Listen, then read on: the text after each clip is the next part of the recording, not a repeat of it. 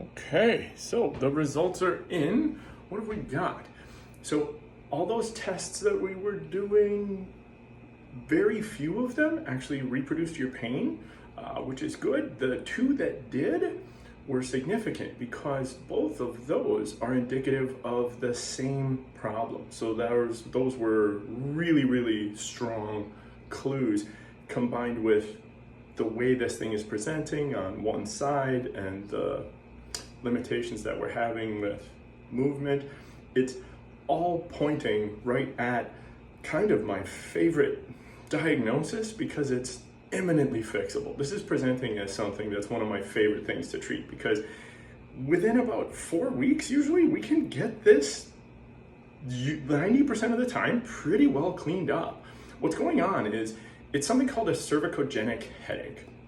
Cervical just means cervical spine, the top of the spine up here, just behind the skull, and genic meaning genesis, point of origin. So headache coming from here, which we knew that already, but to treat it, what we do is, well, let me back up a little bit. What's happening is some of the little joints back in here where the vertebrae touch each other, they're not even very complicated joints. It's not like a shoulder or a hip or something. There are these little slide joints like this.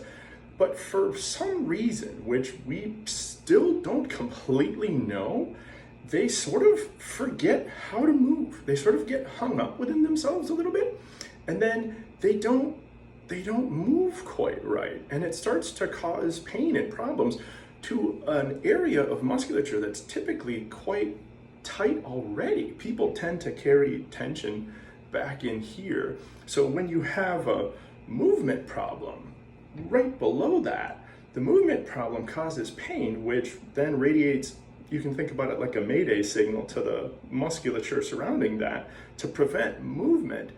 You know, wherever you get hurt, the muscles around it start to tense up, and that, boy, that's right where you don't need it. You know, that's where people have tight muscles already. And that tightness can spread upstream and downstream. I've seen it spread to the point where it gets all the way up into the scalp muscles and all the way into here where their eye twitches.